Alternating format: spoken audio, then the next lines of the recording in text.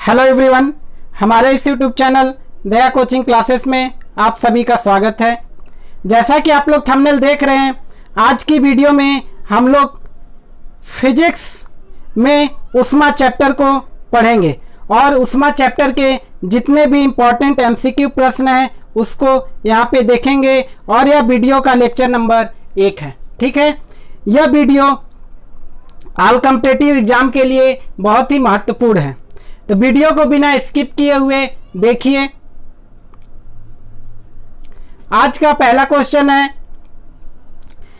कि वस्तुओं को गर्म करने पर उसके अणुओं की, अब यहां पे दिया गया चाल, क्या करते हैं चाल को देखते हैं। अगर गर्म करेंगे तो चाल बढ़ जाएगा और ठंडा करेंगे तब चाल घट जाता है।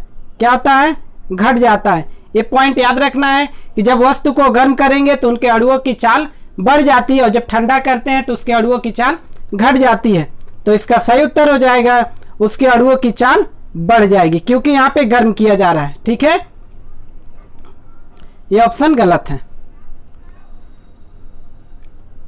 इसका एक्सप्लेनेशन देख लीजिए कि यहां पे क्या दिया गया, विशिष्ट उष्मा।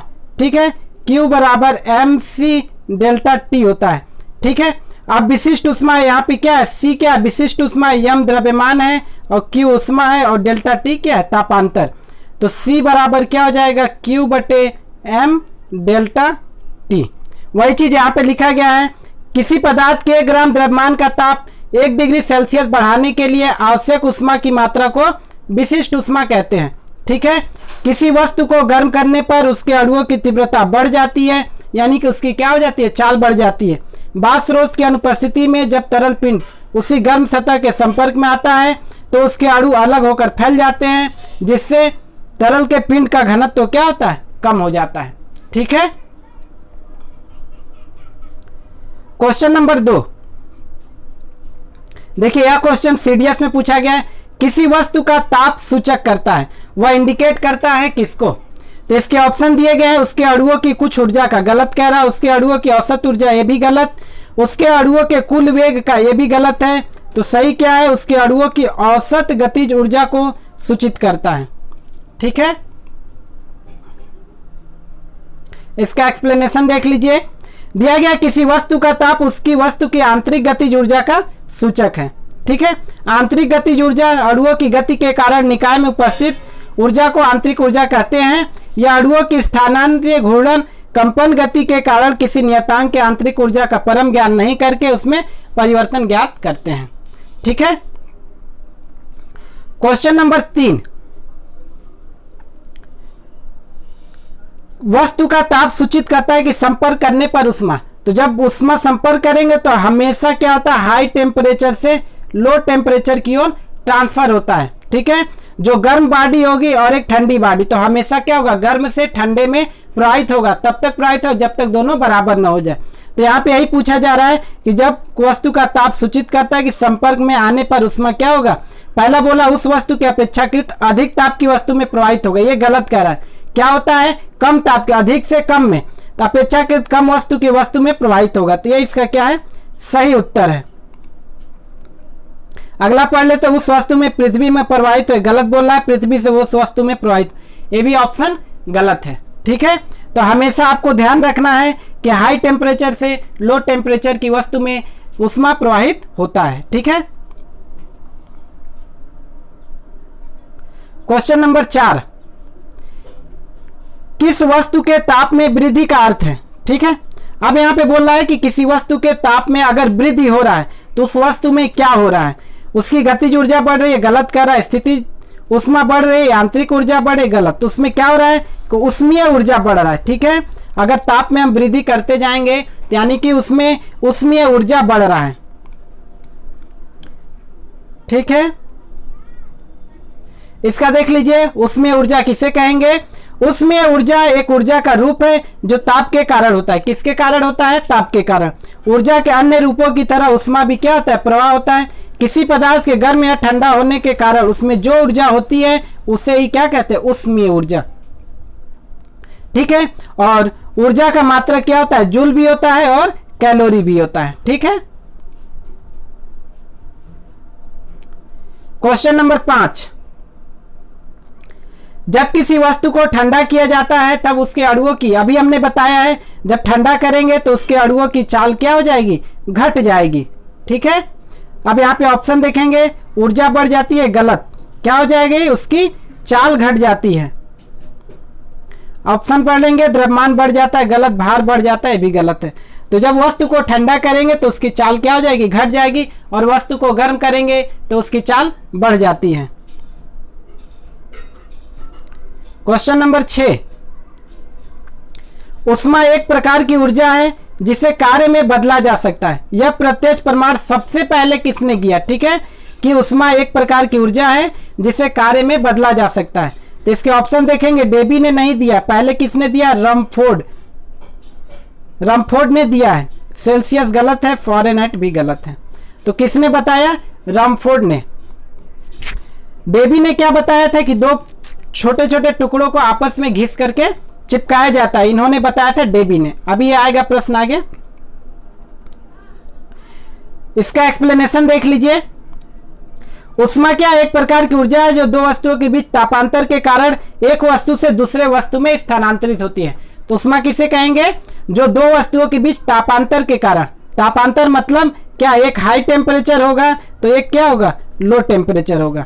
ठीक है, तो हमेशा क्या होगा, हाई से लो में ऊष्मा क्या होगा, ताप स्थानांतरित होगा। अब यहाँ पे देखिए, स्थानांतरण के कारण ही जो ऊर्जा होती है उससे ऊष्मा कहलाती है। ऊष्मा क्या एक प्रकार की ऊर्जा है जिसे क्या करते हैं, कार्य में बदला जा सकता है। इसका प्रत्यक्ष प्रमाण सबसे पहले क्या दिया, रमफोर्ड ने। बाद में किसने आया, डेबी ने। दो बर्फ के टुकड़ों को आपस में घिसकर पिघला दिया, तो ये किसने बताया, डेबी ने। लेकिन उससे पहले कौन आया, रमफोर्ड। क्वेश्चन नंबर 7, किस वैज्ञानिक ने सर्वप्रथम बर्फ के दो टुकड़ों को आपस में घिसकर पिघला दिया? अभी हमने बताया किसने किया, डेबी ने। इसका सही उत्तर क्या होगा, डेबी। रमफोर्ड ने नहीं, ये गलत बताया। जूल भी नहीं, जूल क्या है, ऊष्मा का सेल्सियस नहीं होगा।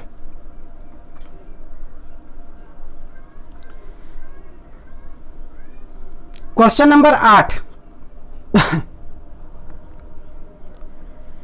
जब कभी कार्य ऊष्मा में बदलता है या ऊष्मा कार्य में बदलता है तो किए गए कार्य व उत्पन्न ऊष्मा का अनुपात एक स्थिरांक होता है, उस जिसे क्या कहते हैं, ऊष्मा का यांत्रिक तुल्यांक।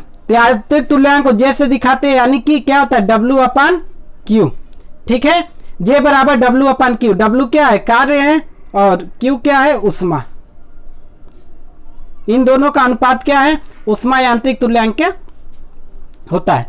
ठीक है, अब यहाँ पे पूछा जा रहा है कि J का मान कितना होता है, तो J का मान कितना होता है, 4.186। ठीक है, तो अब यहाँ पे देखेंगे 4.18 जूल, वो कार्य का मात्रक जूल और ऊष्मा का मात्रक कैलोरी। अब यहाँ पे देखिए दिया है जूल प्रति किलो कैलोरी, ये भी सही है। जूल प्रति कैलोरी, ये भी सही है, ये भी सही है। इसके बाद उपरोक्त सभी, यानी कि इसका सही उत्तर क्या हो जाएगा, सभी सही है।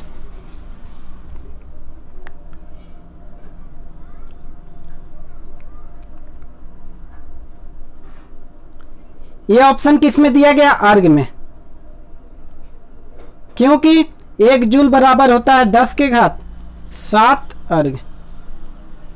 ठीक है, इसलिए ये तीनों ही क्या है, ऊष्मा यांत्रिक तुल्यांक का मान है। देखिए, सन 1850 में अंग्रेज भौतिकी शास्त्र कौन थे, जेम्स प्रेस्कॉट। जूल ने एक प्रसिद्ध प्रयोग किया जिसमें पहली बार ऊष्मा के यांत्रिक तुल्यांक का मान बताया। जूल द्वारा प्राप्त मान कितना था, 4.18 जूल प्रति कैलोरी था, जो उस समय के लिए अति परिशुद्ध माना जा सकता था। बाद में अधिक जटिल विद्युत चुंबक के प्रयोग से और भी परिशुद्ध मान प्राप्त किए गए, जो कि कितने 4.1855 जूल प्रति कैलोरी है। तो इसी को कितना लिख लेते हैं, 4.2 जूल। इतना आपको याद रखना है। ठीक है, क्वेश्चन नंबर 9, निम्नलिखित में से कौन सही है? तो यहां पे देखिए जो पहला ऑप्शन है क्या है, W/Q, यहां पे बराबर J है। अभी हमने बताया है ये क्या है, ऊष्मा का यांत्रिक तुल्यांक। W क्या है, कार्य, Q क्या है, ऊष्मा। तो यहाँ पे क्या होगा, बराबर होगा, यानी कि इसका क्या होगा, पहला सही होगा। ठीक है, ये गलत है, ये भी गलत है, ये भी गलत है। इसका सही क्या है, J बराबर W/Q। W क्या है, कार्य है, और Q क्या है, ऊष्मा, और J क्या है, यांत्रिक तुल्यांक। क्वेश्चन नंबर 10, जब कुछ पानी का लगातार मंथन किया जाता है तब उसका ताप बढ़ता है। जब मंथन करेंगे तो उसका ताप बढ़ेगा, यानी कि हम क्या करेंगे, इसके ऑप्शन देखिए, उष्मा ऊर्जा का रूपांतरण उष्मीय ऊर्जा में होता है, गलत कह रहा है। उष्मीय ऊर्जा का रूपांतरण उष्मीय ऊर्जा, गलत। यांत्रिक ऊर्जा का रूपांतरण उष्मीय ऊर्जा में, क्योंकि हम मंथन करेंगे तो किसी इंस्ट्रूमेंट से यूज करेंगे, तो क्या होगा, मैकेनिकल, यांत्रिक ऊर्जा को, मैकेनिकल एनर्जी को किस में बनेगा, उष्मीय ऊर्जा में। ठीक है, हीट एनर्जी में, यह इसका सही उत्तर है। अगला उष्मीय का रूपांतर, ये गलत कह रहा है। ठीक है, तो इसका सही उत्तर क्या होगा, यांत्रिक ऊर्जा का रूपांतरण उष्मीय ऊर्जा में होता है।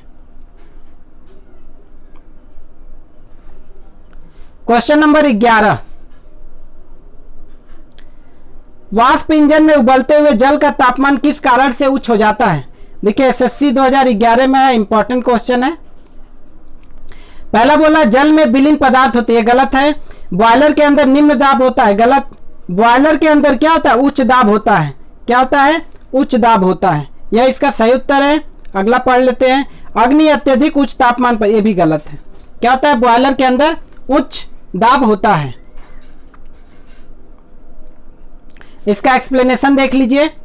बॉयलर किसे कहेंगे, बॉयलर क्या होता है, एक बंद पात्र होता है जिसमें जल या कोई अन्य द्रव गर्म किया जाता है। ठीक है, गर्म करने से उत्पन्न वाष्प को बाहर निकालने की समुचित व्यवस्था भी होती है, जिससे वाष्प को विभिन्न प्रक्रम या गर्म करने के लिए उपयोग में लाया जा सके। इसकी डिजाइन इस प्रकार की जाती है कि गर्म करने पर कम से कम ऊष्मा बर्बाद हो और यह वाष्प दाब भी सहन कर सके। इसमें उबलते हुए जल का तापमान उच्च दाब के कारण उच्च हो सकता है। ठीक है, क्या होता है, इसमें उच्च दाब होता है। बॉयलर क्या है, एक बंद पात्र होता है। ठीक है, जिसमें जल या किसी द्रव को गर्म किया जाता है। Question number 112, sorry question number क्या है, 12। कितना है, 12।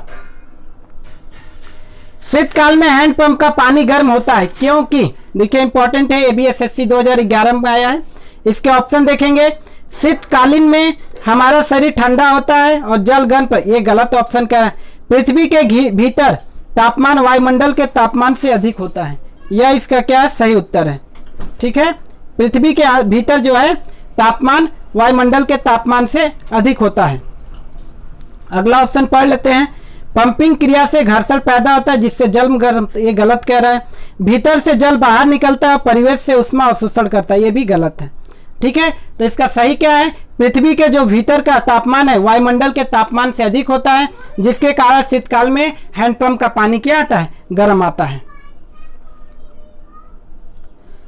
देखिए इसका एक्सप्लेनेशन, हैंडपंप का पानी सर्दियों में गर्म और गर्मियों में ठंडा रहता है। इसलिए ऐसा होता है क्योंकि सर्दी में मौसम के बाहर का टेम्परेचर हैंडपंप के पानी के टेम्परेचर से कम होता है और गर्मियों के बाहर का टेम्परेचर हैंडपंप के पानी के टेम्परेचर से ज़्यादा होता है। तापमान के इस अंतर के मुख्य कारण पृथ्वी के भीतर तापमान वायुमंडल के तापमान से अधिक होता है। तो यहाँ पे दो कंडीशन, जब तापमान नीचे का गर्म रहेगा पृथ्वी के नीचे का, तब हमें गर्म पानी मिलेगा। अगर ठंडा रहेगा तब हमें क्या मिलेगा, ठंडा पानी मिलेगा। इसलिए गर्मियों में क्या होता है कि ऊपर का वायुमंडल गर्म होता है, नीचे का ठंडा होता है, जिसके कारण क्या होता है, ठंडा पानी मिलता है। ठीक है, क्वेश्चन नंबर 13, एसआई सिस्टम में तापमान का इकाई है, तो तापमान का इकाई क्या होता है, केल्विन। इसका सही उत्तर क्या है, केल्विन। डिग्री सेल्सियस भी तापमान का है लेकिन एसआई मात्रक नहीं है। डिग्री सेंटीग्रेड यह है मात्रक, लेकिन क्या है, एसआई मात्रक नहीं। ये सारे क्या है, तापमान के मात्रक हैं। किसके हैं, तापमान के ही इकाई हैं, लेकिन किसमें है, एसआई में नहीं। यहां पूछा गया एसआई में, इसलिए इसका सही उत्तर हो जाएगा केल्विन। केल्विन को समझते हैं। केल्विन क्या, तापमान की एसआई इकाई है, ये 7 मूल मात्रकों में से एक है। केल्विन पैमाना उसमें गैसीय तापमान पैमाना जहां परिशुद्ध शून्य पूर्ण ऊर्जा की सैद्धांतिक अनुपस्थिति है, जिन्हें शून्य केल्विन भी कहते हैं। ठीक है, सेल्सियस तापमान पैमाना, जबकि केल्विन एसआई इकाई दैनिक में प्रयोग में काम आने वाला है। यानी जो तापमान का मात्रक है क्या है, केल्विन है। कौन सा है, एसआई है। ठीक है, और हमारे 7 मूल मात्रक होते हैं। 7 मूल मात्रकों में से ये क्या है, एक है तापमान। तो 7 कौन कौन से हैं, लंबाई है, द्रव्यमान है, समय है, विद्युत धारा है, पदार्थ की मात्रा है, ज्योति तीव्रता है, और क्या है, तापमान है। तो 7 मूल मात्रकों में से यह एक है। ठीक है, अगला क्वेश्चन देखेंगे, क्वेश्चन नंबर 14। इनमें से कौन सा ऊष्मा का मात्रक नहीं है। ठीक है, तो कैलोरी क्या ऊष्मा का मात्रक है, किलो कैलोरी ऊष्मा का मात्रक है, जूल भी क्या ऊष्मा का मात्रक है, डिग्री सेल्सियस ऊष्मा का मात्रक नहीं है। इसलिए इस प्रश्न का उत्तर क्या होगा, डिग्री सेल्सियस। तो डिग्री सेल्सियस है किसका मात्रक, तापमान का। ठीक है, डिग्री सेल्सियस किसका मात्रक है, तापमान का। बाकी ये जो तीनों ही है किसके मात्रक है, ऊष्मा का। ठीक, क्वेश्चन नंबर 15, वही क्वेश्चन फिर आ गया। ताप का एसआई मात्रक क्या है, तो ताप का एसआई मात्रक क्या है, केल्विन। सेल्सियस, डिग्री सेंटीग्रेड और फ़ारेनहाइट भी ताप का मात्रक है, बट क्या है, एसआई मात्रक नहीं है। ये भी ताप का ही मात्रक है, बट क्या है, एसआई मात्रक नहीं है। ठीक है,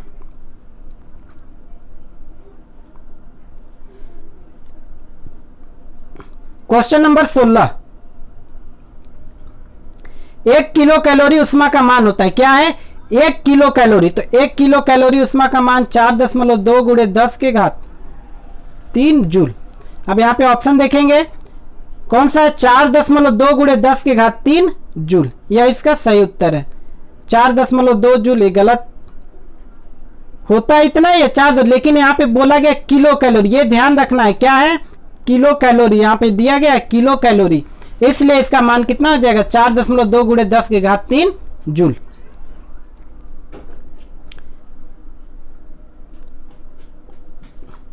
क्वेश्चन नंबर 17, जल प्रपात के अधस्थल पर जल का तापमान ऊपर की अपेक्षा अधिक होने का कारण है, क्या कारण है। इसके ऑप्शन देखेंगे। अधस्थल पर जल की स्थितिज ऊर्जा अधिक होती है, गलत है। अधस्थल पर पृष्ठ ऊष्मा उपलब्ध कराता है, यह भी गलत है। इसका सही क्या है, गिर रहे जल की गतिज ऊर्जा जो है ऊष्मा में बदल जाती है, यह इसका सही उत्तर है। अगला ऑप्शन देख लेते हैं, गिरता हुआ जल परिवेश से ऊष्मा का शोषण करता है, यह भी गलत है। ठीक है,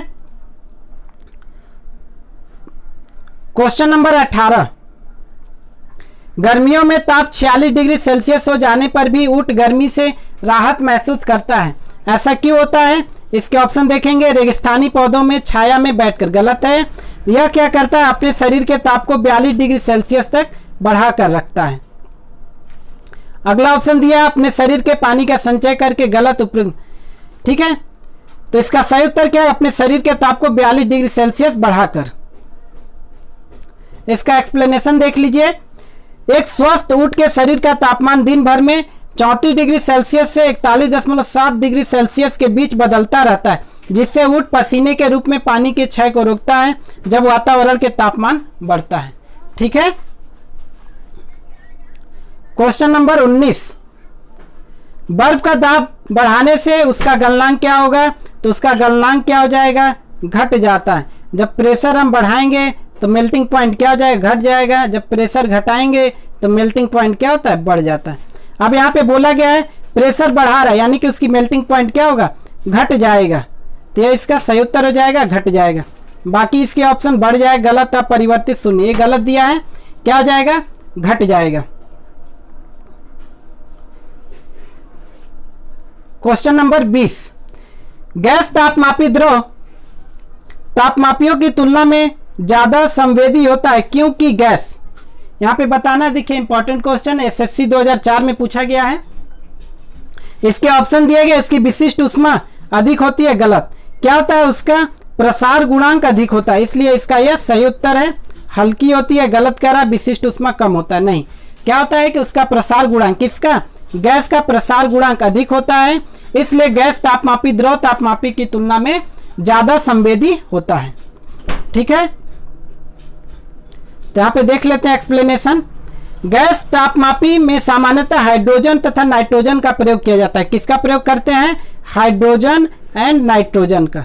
ठीक, यदि हम हाइड्रोजन गैस का प्रयोग करते हैं तो 500 डिग्री सेल्सियस तथा नाइट्रोजन गैस का प्रयोग करते हैं तो 1500 डिग्री सेल्सियस का तापमान कर सकता है। कितना तक कर सकता है? 1500 डिग्री सेल्सियस तक तापमान। किसका? नाइट्रोजन का। और हाइड्रोजन का कितना है? 500 डिग्री सेल्सियस। ठीक है, तो आज के वीडियो में बस इतना ही। वीडियो अच्छा लगा तो हमारे चैनल को सब्सक्राइब करें, लाइक करें, ज़्यादा से ज़्यादा शेयर करें। वीडियो देखने के लिए बहुत बहुत धन्यवाद।